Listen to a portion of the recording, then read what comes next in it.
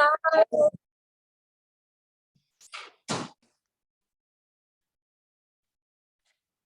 appreciate you guys showing up on a Monday morning after this big full moon we just had. It's a little nicer outside, though, at least not as hot. Today, what we're going to be inspired by is something that I looked up because I was just curious. Over the weekend, I worked a lot, but Friday evening I had free, and I decided to give Rob some Reiki because he's had some stress at work and it's kind of spilling over into other things, and I could just tell he needed some relaxation. So I put him up on the table and I started to do Reiki with him. And sometimes I'll pick up impressions or messages from the person I'm working with, except for the people I'm extremely close to. So if I'm working on my son or if I'm working on him, I don't tend to get as many impressions. And this time I actually did. This time I saw just little shattered pieces of diamonds just being dropped into his head, all kinds of activity in different places of his body. Instead of Jesus coming when I called him into the heart, John Lennon decided to show up instead. I mean, there were some different things kind of happening. And usually when I'm on someone's right hand, I will call in any Hindu deities that want to help with the healing. And I know a lot of symbology behind a lot of these deities. So sometimes their not their avatar, but sometimes their vehicle will show up, like their kind of animal. Sometimes it's their sort of color, that is really dominant within the image. Sometimes Ganesha will show up and his trunk will be really pronounced. So his trunk symbolizes something in particular. The mouse running up someone's leg could be coming up, and the mouse represents ego and desire. So usually there's a theme when I'm working with someone, and that usually kind of sums it all up and kind of puts it all into place. And so when I got to his right hand, I asked for the Hindu deity, and it was Krishna. And the vision that I got, because I do it with my eyes closed, the vision I got was him in his blue form. So sometimes he's depicted like pure Snow White, and at other times he's depicted blue skinned. And in this particular image, he was blue skinned, and he was dressed very ornately, and he had this ecstatic expression and smile on his face, and he was dancing and playing his flute. And I thought, oh, that's interesting, The only other time I've had Krishna show up was with his peacock. It was just the peacock that represents him. And another time he showed up, it was him and Radha, his beloved. And the other time when him and his beloved showed up, Radha and him split, and they never came back together. And when I shared this with the vision with the person and explained, how they had this like extreme love and bond, and how I was confused because they were always kind of pictured together, and she had been pulled apart and they weren't being pulled back together. Little did I know this person who I'd never met was going through a tough decision of divorce. And so that's just what showed up energetically. So when I explained that to her, she started to cry, But in Rob's situation, I thought, oh, Krishna's just showing that because he's a musician, right? Rob plays guitar, Krishna plays the flute. But I think it was more than that. So I wanted to share with you. So I looked up, what's up with the flute? I know about Krishna, I know about Krishna and Radha, but I didn't really know much about the flute. And I found it interesting, so I wanted to share it. The flute represents freedom. It represents enchantment. So remember, freedom, what we call moksha in Sanskrit, is the true goal of yoga. So you may be coming to the mat going, my body's so stiff, I need to free up my body. Maybe it's just bring up the body. Maybe it's getting into the meditation, getting into the breath work, giving yourself a little reprieve from the world and setting your mind free. Maybe it's doing the work while you're here on the mat and doing the spiritual work to set yourself free from spirit, and to detangle away from the conditioning and the programming that we've had that have kind of stuffed or taken the life out of our spirit. So there's all these different ways in which we can develop a sense of freedom. But the flute is one of the original instruments, along with like a tribal drum, right? Those two are the most tribal ancient instruments. And the flute that he played was not made out of metal, you know, it was made out of bamboo. It was a bamboo flute. And the bamboo needed to be cleaned out in order to get it hollow, in order to provide the holes in order for the flute to play. And so you have to get all the pulp out. And so the symbology of the flute is really important when it comes to the practice of yoga and it comes to spiritual practice, because the idea of it is, look at the body as being like the flute or the bamboo, and it needs to be cleaned out. So all of these practices are meant to be purifying and cleansing. So it's to clean out the greed, it's to clean out the ego, it's to clean out materialism, it's to clean out nasty emotion, it's to clean out trauma that holds us back, it's to clean out the stress and the tension and the worry and the anxiety and the fears that we face in life. Clean all the gunk out, you know? And each of the holes represents something. There's 8 holes. The holes represent the ears, the eyes, the nose, the tongue, the skin. What does all that refer to? The senses. So if you look at yogic philosophy, step number 5 is pratyahara. Pratyahara means sensory withdrawal for sensory transcendence, so that we're not trapped by the senses. And this is where, this is being recorded. Sorry, Rob, if you ever see this later, but this is where it concerns Rob. And I didn't even tell him this, but I already knew it, but I can't make someone believe something, right? You just have to give them the space and figure it out for themselves. What he's entrapped in right now is the 5 senses. Because when we start to talk and get really in-depth conversation about what's really happening right now and the whole spiritual concept of what's happening right now and the astrological idea of what's happening now and the whole ascension process, it just goes over his head and he's just like, gotta see it with my 5 senses. I gotta have the proof. I gotta have the evidence. And it's like, where's the evidence of energy? Yeah, it can be measured. It's invisible though. You know, so we get to these talks and we get to a point where we can't continue to talk anymore. And that's fine. You know, we can still live with each other. We can still love each other and not be on the same plane there. But I could see very clearly after I looked up the symbology of the flute, I'm like, there's the lesson for Rob right there. It's like, we got to go beyond. Okay. You got to be able to open up, because if you're only going by the 5 senses, it's limiting yourself. And if we want to believe in limitless love, if we want to believe in limitless possibilities, then we have to expand beyond that. And hopefully you are getting there if you're not already. So then the last 3 would be intellect, mind, and ego. Okay, so those are what the 8 holes represent.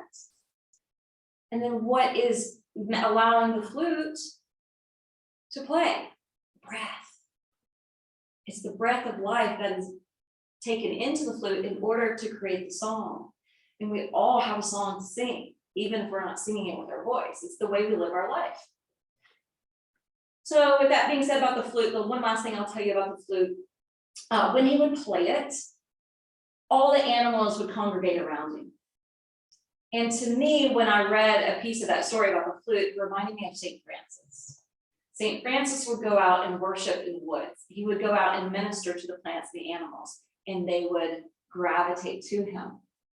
This is what would happen to Krishna. And if you look at all these old stories and myths from these different religions and philosophies, they all have little similar messages in the mix and in the layering of it. So it's always nice to like get another piece from another section to kind of, you know, bring it all together.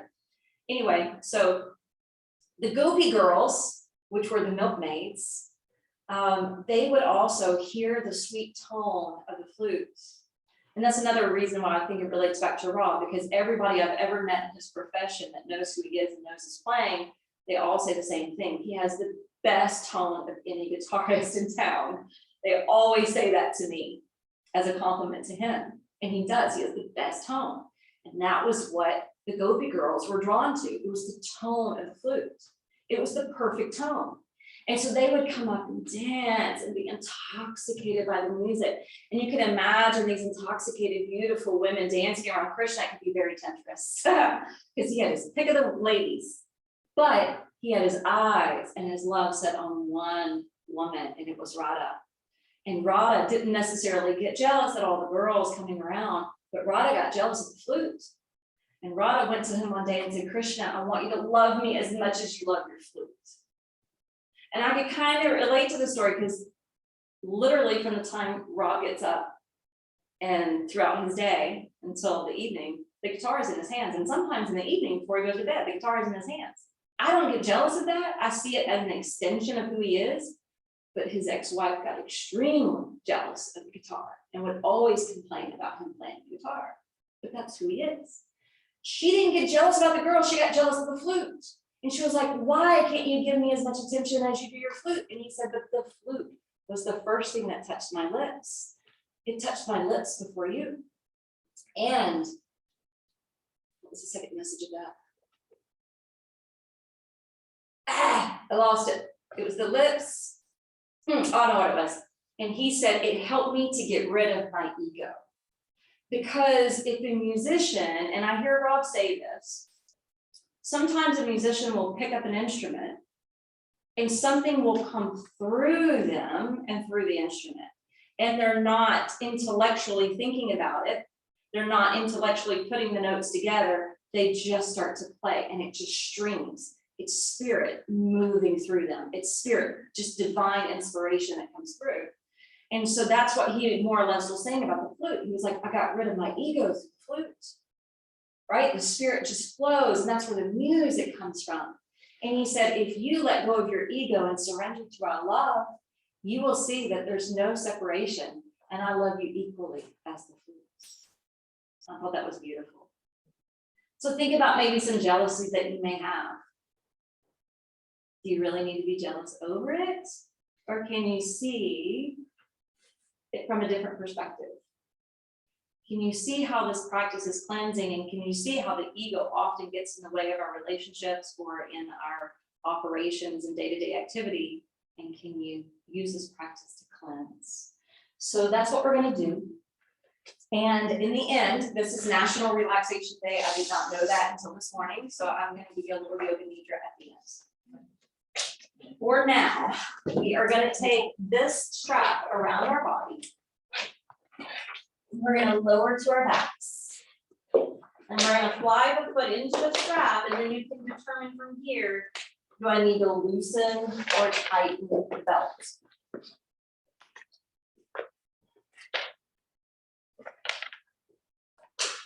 And so when you find that the strap is keeping the legs suspended in midair, you can allow the arms to drape beside you.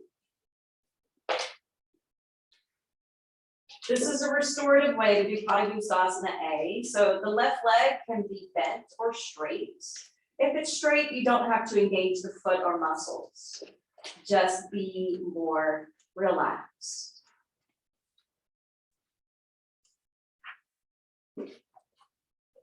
And since we're talking about Krishna's flute today, I'm going to be playing some music that has a flute in it.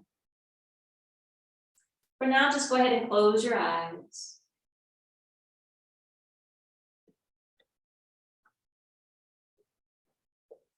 And start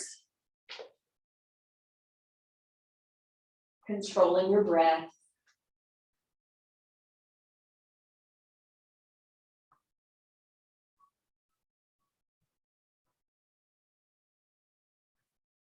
Breathe in such a way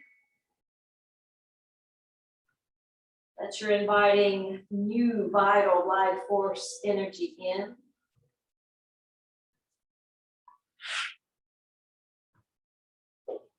And releasing and letting go as you breathe out.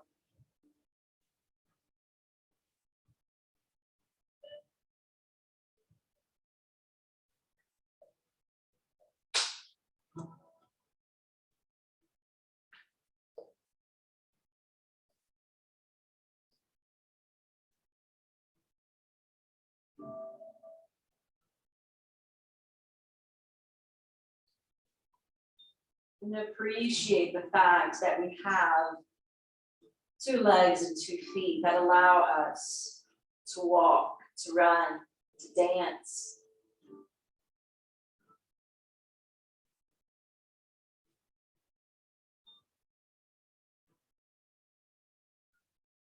This part of the body that can take us from point A to point B.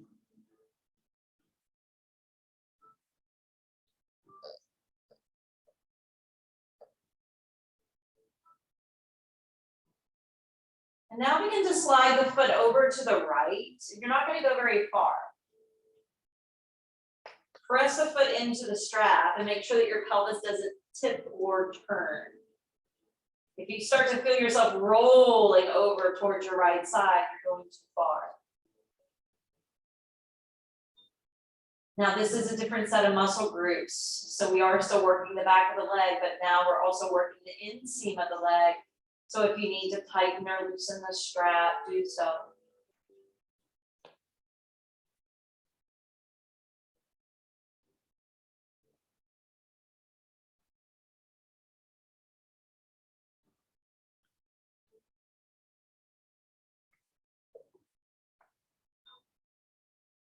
On your next in breath, go ahead and fly the foot back up and then slide it through the fabric over your midline, but staying on your low back.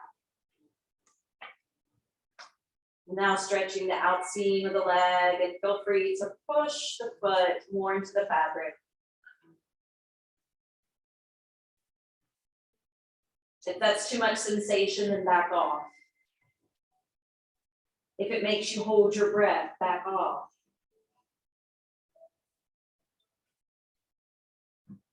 It's the ego that wants to muscle through things. But there's nothing to prove. Honor your body.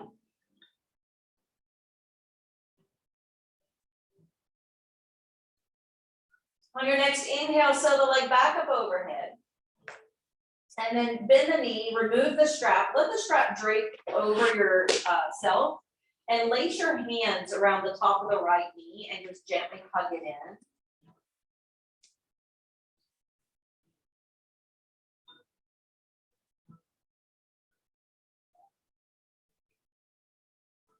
Just the singular knee. Giving some compression to the right side of the abdomen.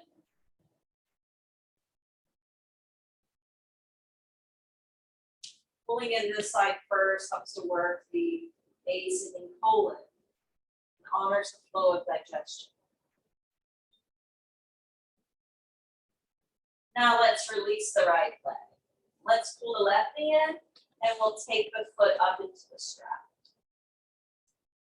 Ascend it skyward. And then remember, each side is different. You may need to loosen or tighten the belt again. So adjust it to match your needs.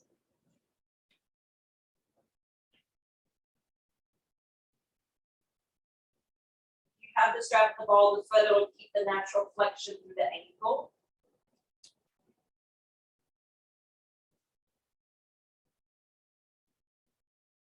Move right back into your breath. Since we're being more restorative with this, practice your diaphragmatic breath. The belly expand, the chest expands as you inhale. They both descend and deflate on the exhale.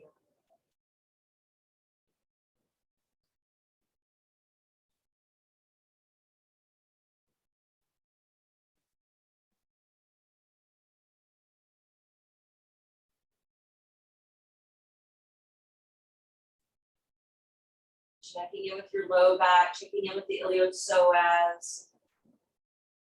Determine whether or not the right knee needs to be bent or not.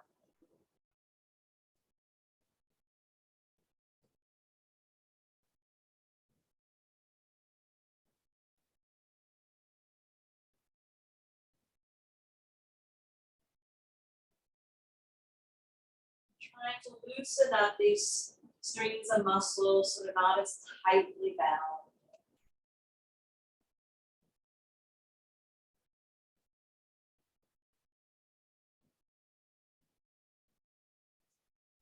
let's slide the left foot over to the left. You don't have to go very far.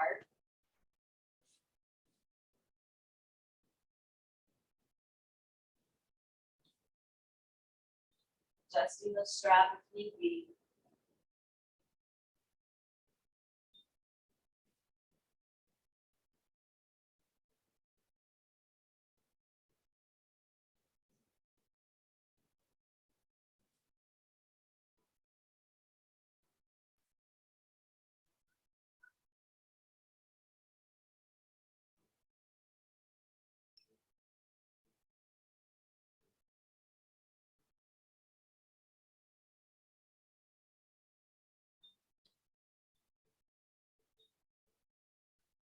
Inhale, bring the leg up and then rock it over to the right.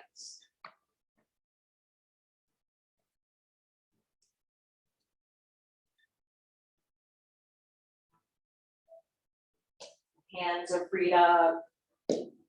Shoulders can softly descend down to the ground. Allowing the belly and chest to be fluctuating as you breathe.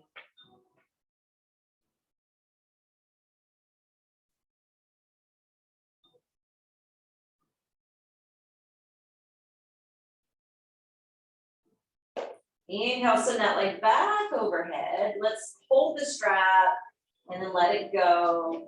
Bending the knee, lacing the hands above it, and hugging it.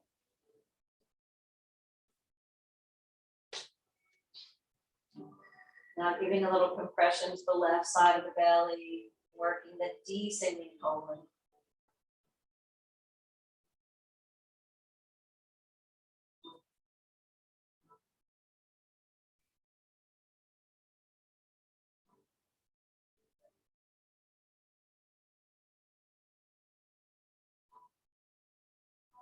Now gently release your hold, stamp the left foot to the mat and slide your right foot back to join.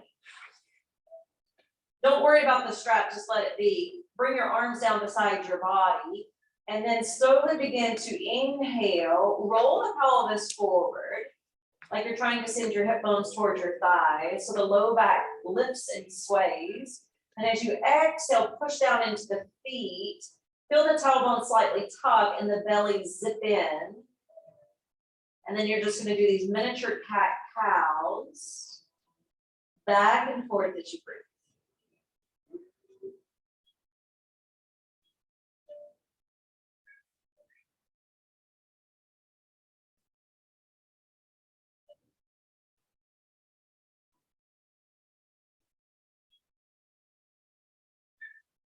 Let's do one more.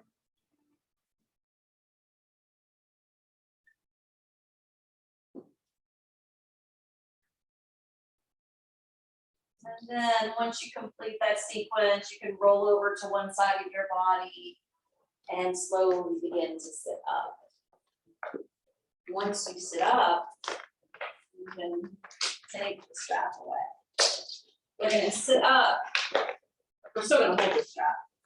Just wait here.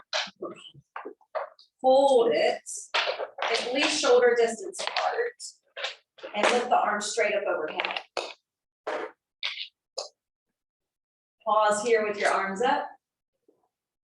Feel some of those muscles waking up in your back body, maybe even in their core in the front body. And then curve to one side, making Chandrasana crescent moon. Inhale through the top and exhale over to the other. And we're going to work out some tension with the shoulders. So as you inhale, come back up, exhale, bend the arms, bring the strap just behind the head of the neck and push the strap towards the wall behind you. And you may get a lot of quivering.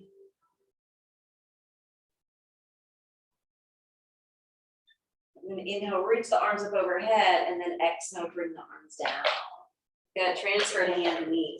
If you need some extra padding for bones, go ahead and add it in the process. Once you land in tabletop position, we're going to be walking one of the hands back and forth. So it's gonna look like this. You're gonna breathe in here to table.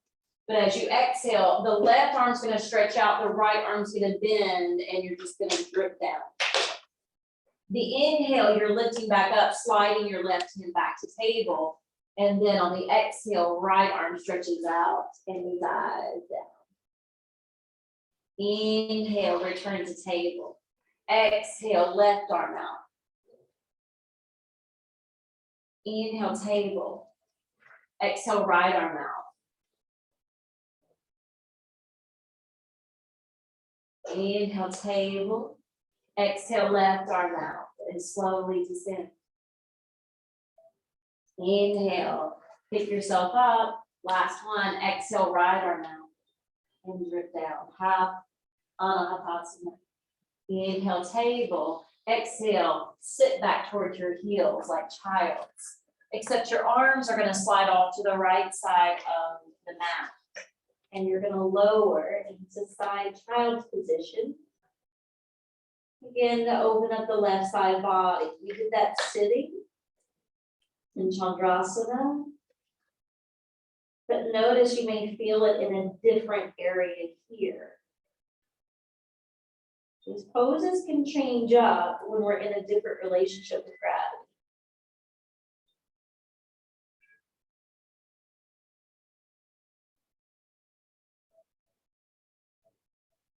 Inhale, slowly lift your head and heart. Track the hands over the mat, off to the left, and then release.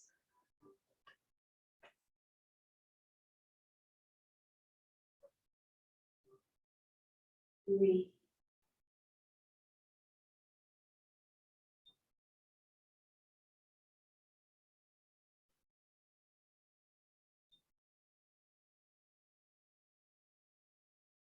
Affirming here, I release from all outer involvements into my own inner haven of peace. Inhale, lift up, walk your hands back to the mat, shift forward, hands and knees, curl your toes, and lift off to downward facing dog. Pressing into the palms of the hands, stretching back through your arms and the shaft of the spine. Bow your head between the arms and look casually back towards your feet or in between.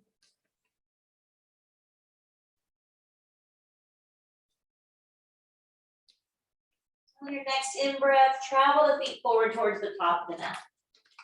Lower down into your Uttanasana, your standing forward fold. Let your arms loosen up. Let your hands flip upside down if they touch the floor.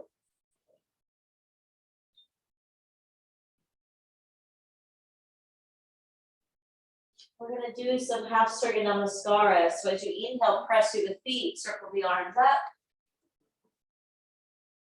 Exhale, palms come together and hinge and fold again.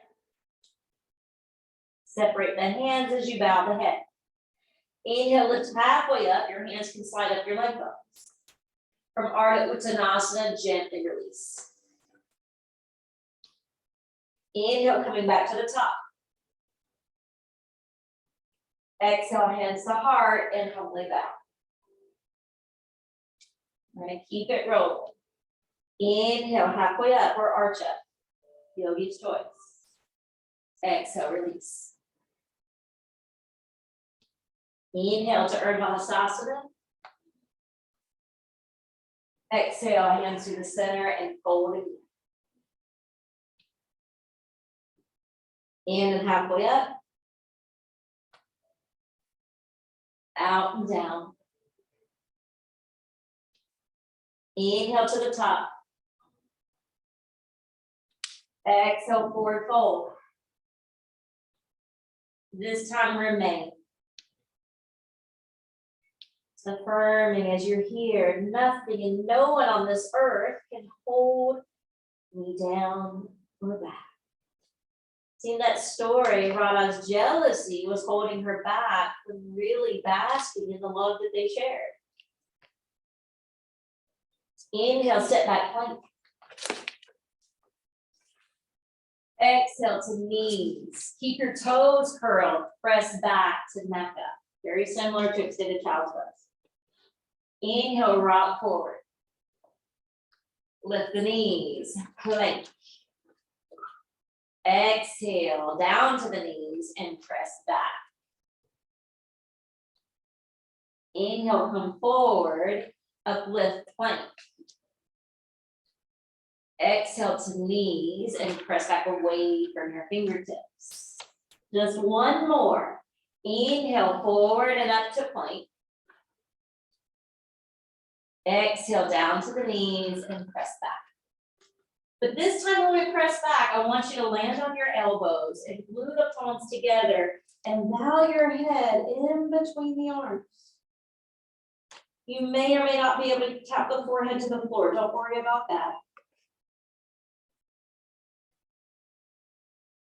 Feel the stretch through the feet, feel the stretch through the shoulders. And allow your breath in the state of yoga to stretch and open the mind and the heart.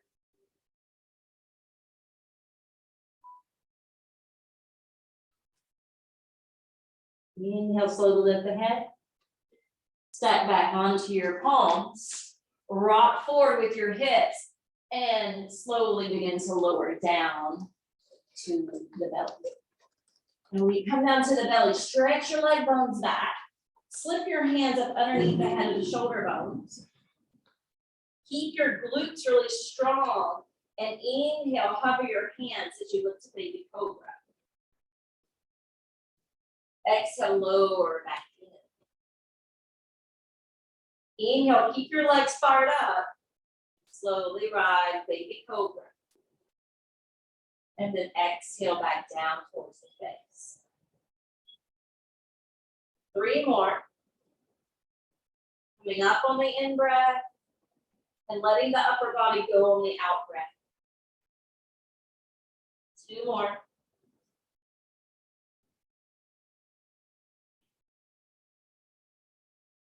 Last one. And release. Inhale, push up to table. From table, curl your toes, launch to downward facing dog. Inhale, bring the knees and hover them above the floor. Exhale, push back, down dog. Inhale, hover your knees, table. Exhale, downward facing dog. We're gonna do one more. Come down, cover the knees. And then power back through the hips. And now hold this position.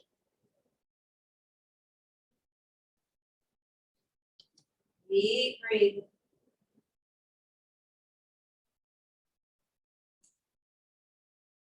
Now land your knees to the ground and untuck your toes. Still good on our hands? If you need to be on fist, you can turn to your fist. On the in breath, we're going to stretch the right leg out. And at first, that foot is flexed and you're pushing the heel towards the wall behind you. All right, on the exhale, you're crossing the knee under the belly towards the opposite arm. Good, and then inhale, power the leg straight back, not up, straight back. Good, exhale, take it under to the left arm. Inhale, push the heel back. Exhale, crisscross it under. And now release the knee to table. All right, inhale, press back with your left foot. The toes turn down, and you're monitoring your spine to make sure you're not getting a bow or a back bend. Exhale, cross it under to the right arm. Good, inhale, stretch it back. Exhale, hook it under the belly. Good, again, inhale, stretch back. Exhale, crisscross it under. Good, return to table. This time, inhale, the right leg is gonna fly up and you can lift your head. So you are bowing the back. Exhale, straight through center and crunch in. Inhale, right leg back, head up. Exhale, belly scoops in. It's like a cat stretch. Okay, so the cat-cow is in the mix of this. And now lower the knee table. One more round. Left leg back and up. Head up. Feel your back bend here. And then exhale, incorporate the core work. So this is more central core work, whereas the previous exercise worked more the side obliques.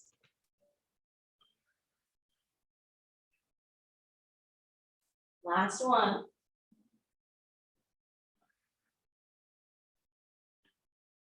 And then lower that knee. Lift your hands, give them a break. Bring the arms up overhead. Lace your fingers and then pump the palms skyward. Be here. And then I want you to focus on drawing in through the pelvic floor and then up through the navel. So you're adding in the infrastructure of the bandhas, the root lock and the belly lock. All right, exhale, curve to the right.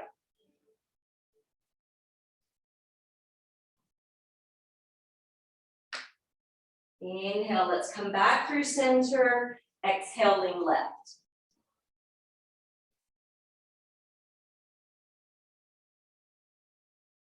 Inhale, come back up. Exhale, spray the arms around you. Shift your weight to one side. I'll always step forward with the left.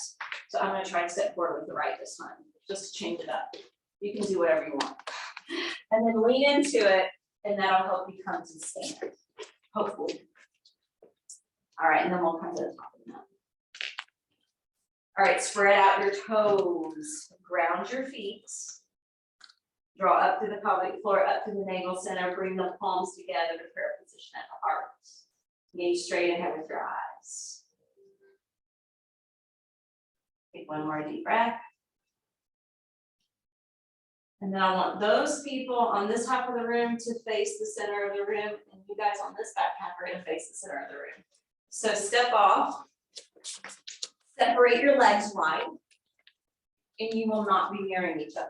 Okay, so you're going to be going opposite each other. Turn your right foot out 90 degrees. Float your arms up shoulder height. Straighten out through your right leg and lengthen out over it with the right side of your waist. Good, windmill the arms down to your triangle position. Rooting the feet, spreading open through the top fingertips and rolling open through your chest.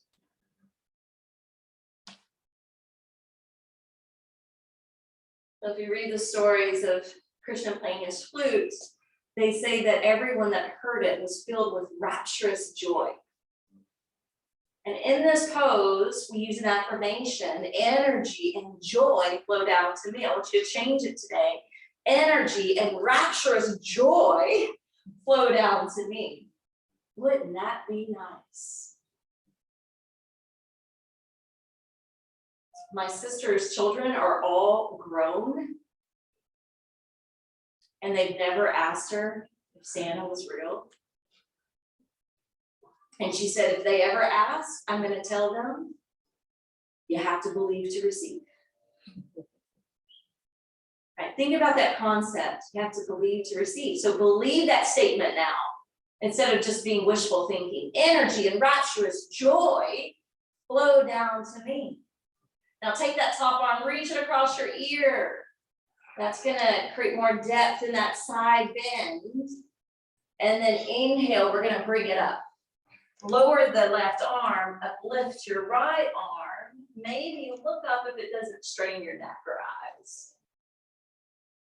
Energy and rapturous joy flow down to me. And then relax the arm. Turn that foot in. Rotate the left foot out. Lift your arms up shoulder height. Push back into the hips. Lengthen out over the left leg. Luckily, we've already worked those inner thighs. You may still feel it though. Bring that hand down to the thigh, to the shin, to the ankle, to the foot, wherever it wants to be naturally. And that does change at different times on different days. refine your alignment, then come back to your breath and believe to receive the words of the affirmation. Energy and rapturous joy flow down to me. Take that top arm overhead. Breathe. And then inhale, draw it up. Right arm will hang back. The left arm will reach up.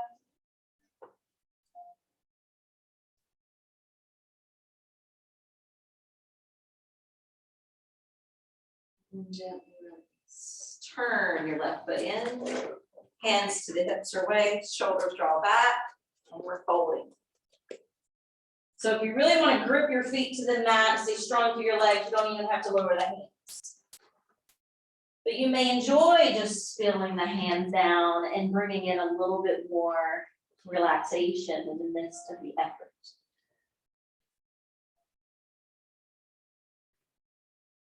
Just other expressions, if you have one that you fancy or favor, you can absolutely do that. This is your practice and your time.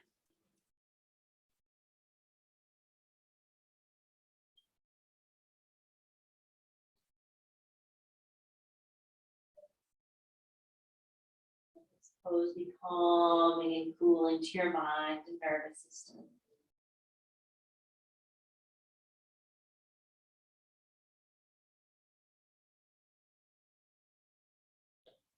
And then walk the fingertips forward. Lift your head up halfway. Even out that blood flow. Taking the hands up to the hips, slowly coming all the way to the same. Heel toe the feet towards each other. And turn to face the front of the room. We're going to work on some balancing poses. The first balancing pose that we're going to practice is the dancing Indians. We're going to be like the dancing gopi girls. You can be dancing Krishna. Okay? Be the Krishna. We'll be his milkmaids. So let's go ahead and spread out the base of the left foot and stack the bones of the left leg. And the last class we flowed back and forth. We're not going to flow. But okay, try this mudra. And I was telling them, my thumb gets a little arthritic at times. Sometimes I'm playing with sugar. And so my right hand doesn't really want to do this today. My left hand's totally fine with it. Test your own hands. Leave it out if you want to leave it out. But this represents the Apana hand mudra, which is a grounding force. Okay, and you're going to bring your arms up, shoulder height. And we're going to lift the right foot up, flare the knee a little bit. Gaze at one spot. And breathe.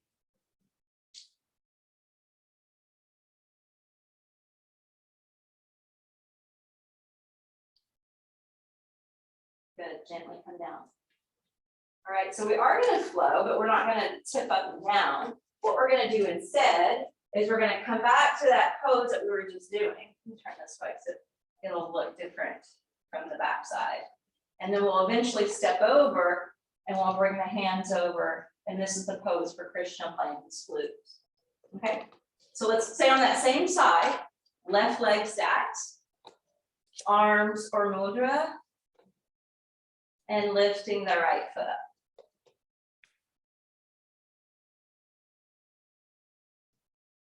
Now step the right foot to the opposite side, bring the hands over to the right, and then sink into that left hip.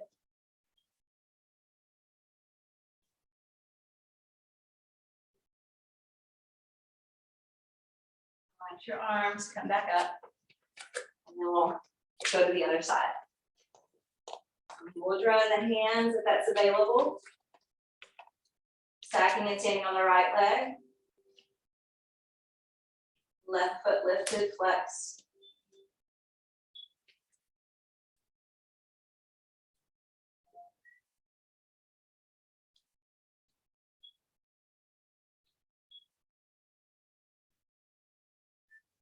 And lower the left foot down. All right, this time we'll flow into the Krishna pose. So when you're ready, stacking and standing on the right leg, lifting the left foot, flaring open through the hip. It is so hard to balance this close to the wall.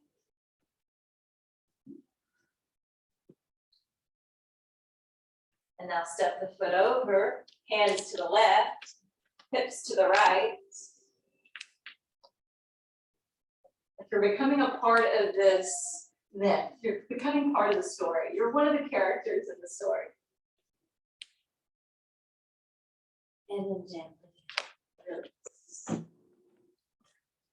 right, so the flute was made for bamboo. We're going to do the tree pose. We're going to do it the regular way. So stacking and standing on the left leg, opening from the right hip. You can have the foot on the floor to the calf or inner thigh. And your arms can be in any position of your life.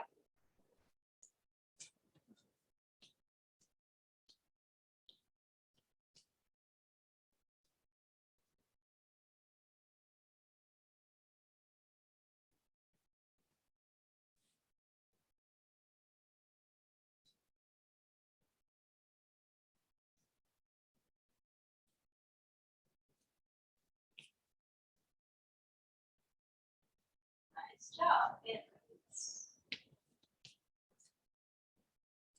we're going to be bamboo tree again. Foot to the floor, calf or inner thigh. Hands in any direction.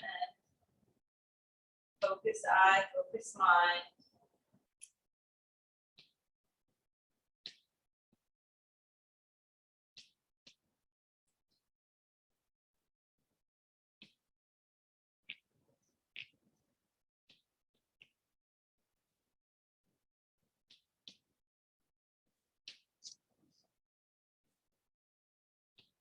And we release. Okay. We're going to move like a puppet on strings. This is called the cloud salutation. It's really loose, really limp. So go ahead and softly bend your knees. Your wrists are going to be loose, okay? And you're going to go alternate limbs. So it looks like this. Right hand, left knee, and then lower. And then left hand, right. You're trying to be as soft in your feet to land as possible. Almost like you're moonwalking. Not Michael Jackson moonwalking, but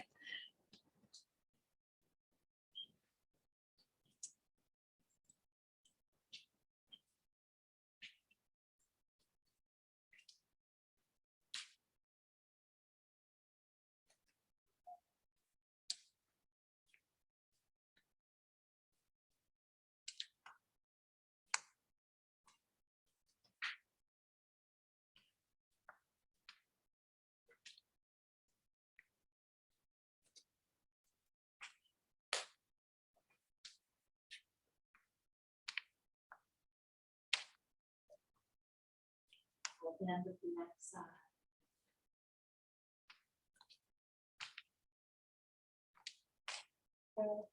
The blocks are going to be set beside your feet for this.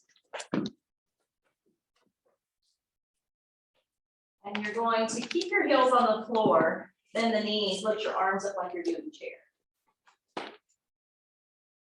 And then notice, right, because you can do this, and the belly's just popping out, right, like mine is. But activate your core. Because when you activate your core, it's going to help you with the next phase. And you may not be able to do this. So if you need to come down and meet us on the floor, that's fine. But we're going to try to shift the weight out of the heels. And we're going to try to lower towards toe balance. And that core work really helps through that transition. Yeah, if you need to come on down, just come on down to the floor. I'm going to test you out here. Test out your strength. We're going to have the hands resting on the blocks. Okay, now notice the wrist may not land. So kind of lean back a little bit till the heel of your hands are on the blocks. And then I want you to squeeze in through the belly again. And then I want you to send the feet out and just lower. You don't have to hover and hold. But just see it, but yes! Not fancy. I just happen to be looking at her. Awesome, okay. Now, you're gonna slide the blocks up. And you're gonna take the left foot out of the way. And so if you had trouble with that, okay, the trouble could come in with the weakness in the upper body, because maybe it's just a lot for you to hold up your weight. That's typically the case for women. But what we're gonna focus on with this exercise is the lower core, the hip flexors, and building the strength in the quads. Usually ladies have that and then need to work on that, but we'll see how it goes. So let's take the hands behind us, press down through the fingertips and lift your heart up. Flex your ankle, and you're gonna lift the leg, and you're gonna scale over the block to the right, and then you're gonna lower it to the floor. I want you to notice the things that have to be incorporated and recruited to create this work. Inhale, lift, sail over, and lower in between. Yeah, inhale, lift. See if you can cross over the one to the left and lower. And lift, and the slower you go, the more you're gonna feel it.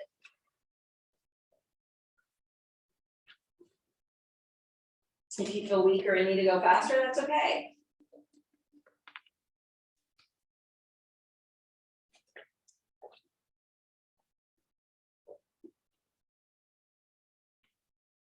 All right, stay here now.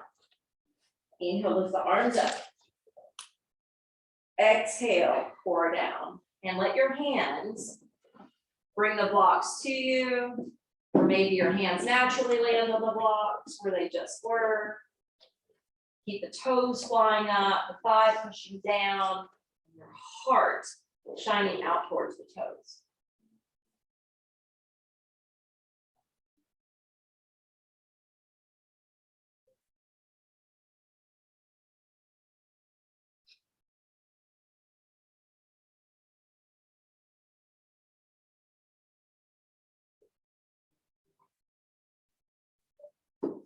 We'll slide the right foot back. We'll take the left leg out in the middle of the blocks. Jhana Shavasana style. And so notice if you're not using your arms to keep your back elongated, I mean, you can do it, but I find it helpful to have, when you press the fingertips down, it'll give some buoyancy to your chest and keep your heart open. We'll lift the leg, we'll sail it over to the left, and then lower it gently. Good inhale, lift, cross it back to the middle, and lower. Inhale, lift, take it over to the right block, and land. And you know what to do. We're just lifting and crossing, and synchronizing it with breath. You may notice certain muscle groups stronger than others. You may notice one side stronger than the other. Try not to judge it, just be aware of it. There was a post that I shared from Ram Dass, a quote from Ram Dass, because Ram Dass is now gone, but it was simple, I am loving awareness. I am loving awareness. All right, when you come back to the middle, inhale, arms fly up.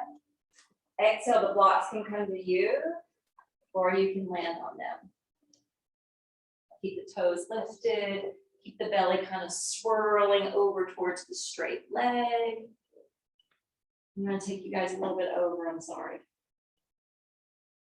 Is anybody pushed for time right now? A little bit, but you're okay.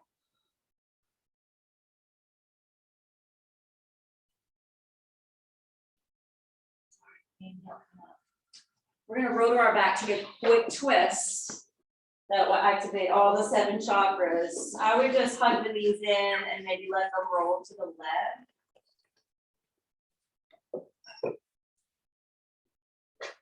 Take about 3 breaths.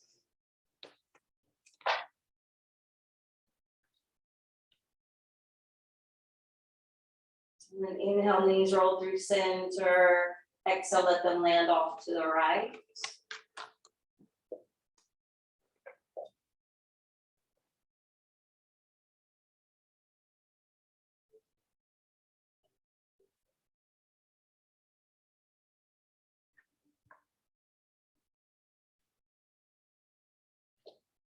Once you've taken about 3 breaths, you can prepare for relaxation.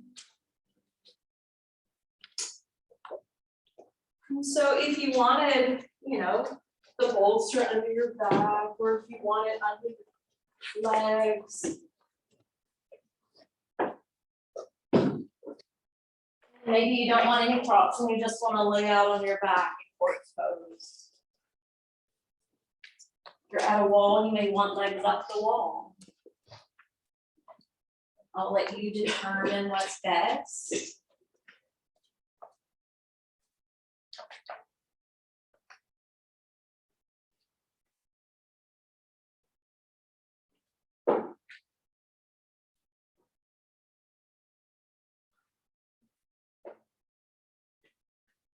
Before we move on to Nidra, I want to share with you a final statement that is referred back to a Krishna quote. Human sorrows and pain are soul experiences similar to the holes found in a flute. The heart of the man is like the reed, and the holes are like the pain that has pierced the heart. But not every reed can become a flute, and not every person can play the flute well. It is only when love combines with focus that we can create divine thoughts, divine acts, divine moments, and divine music.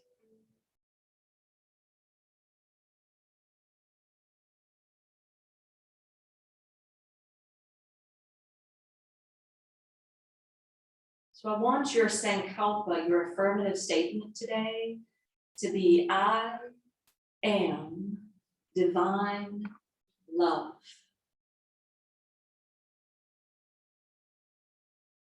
And you can simplify it to I am love.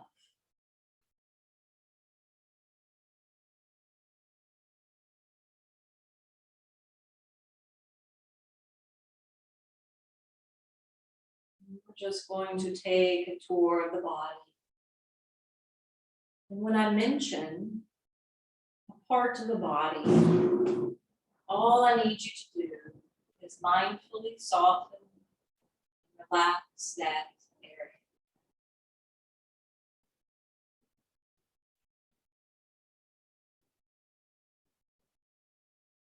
I'm going to begin by imagining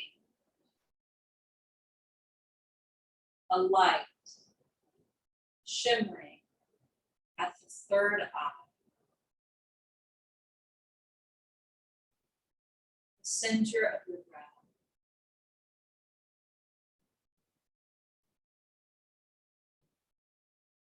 As you're focused at the brow, allow the light to shine and allow the flesh to smooth out.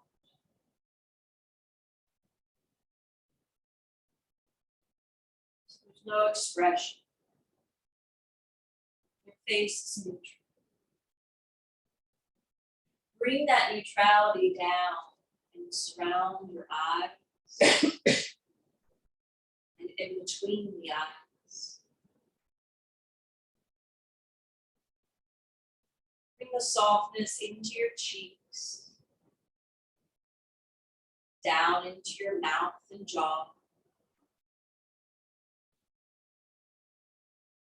Even across the ears. Imagining that the light is now shining through the entire face.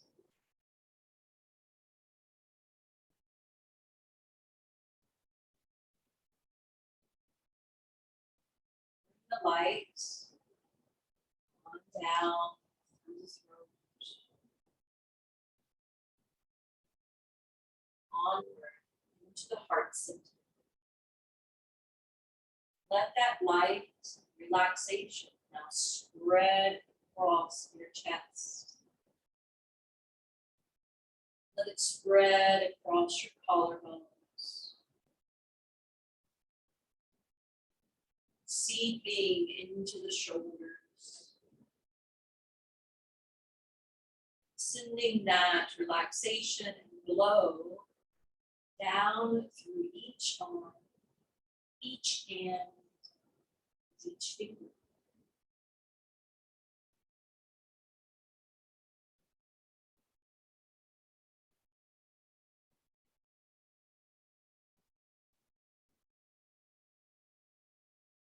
Re-enter your heart space. Let the light and relaxation flow down to your upper, lower abdomen. Seep down through the pelvic floor.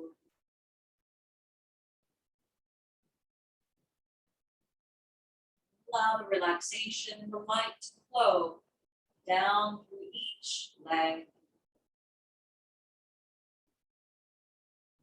each foot, and each toe.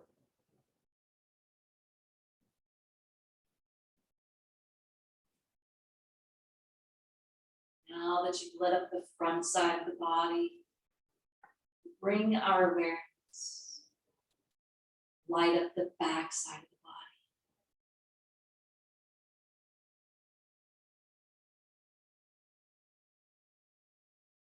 body. Gaze towards the mind's eye. That light that you saw shimmering there in the beginning, that's grown brighter, it's gonna funnel down into the base of the skull, spreading to the back of the head, sending that glow down through your neck, down the shaft of the spine.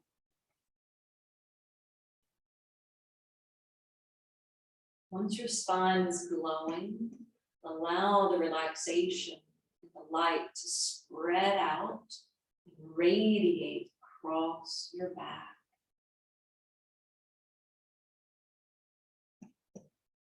Down through the buttocks. The onward down each leg, each foot.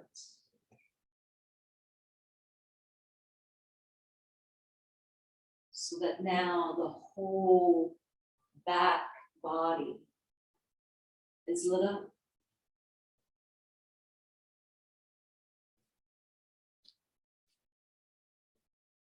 Let the light represent the love that is limitless inside of you.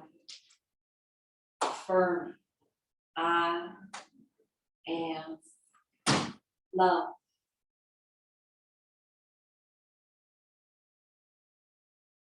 I am love.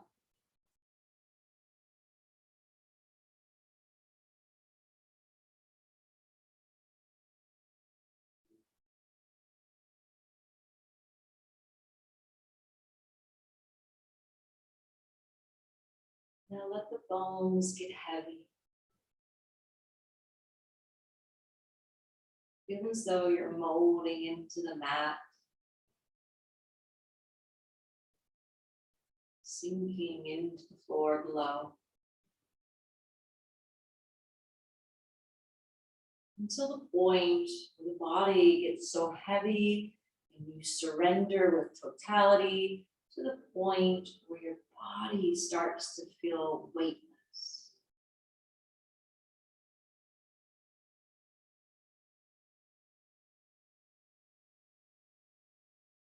Let the body become so light, light like a feather, as if it were to be carried away by the wind of your breath.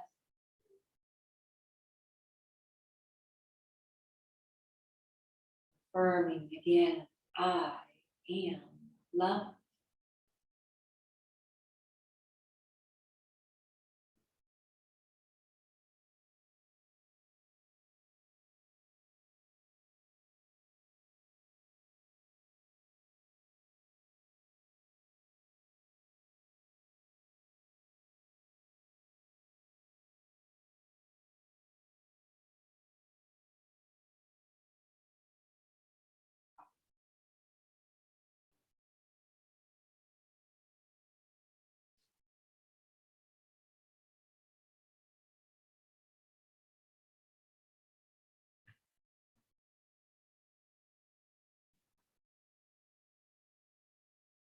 being infused with this divine love, begin taking deeper sips of breath.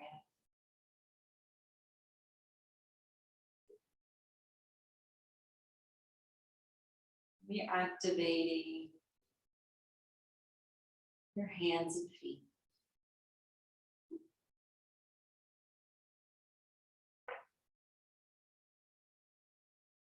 And inhale, stretching the arms overhead.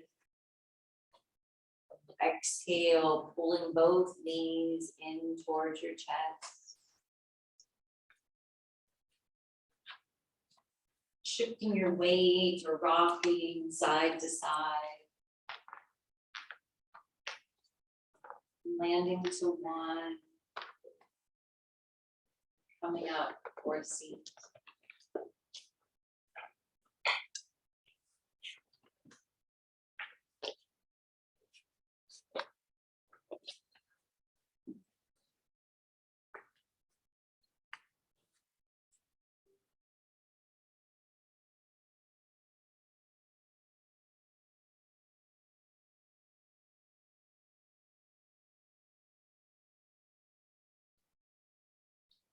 Drawing your hands together.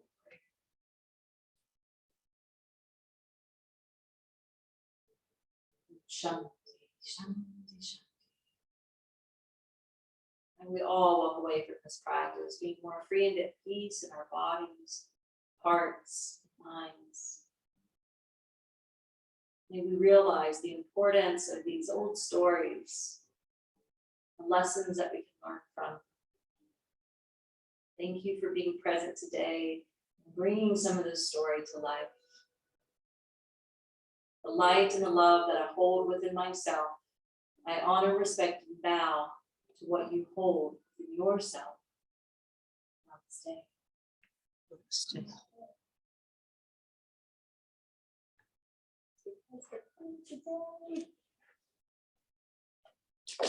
Namaste.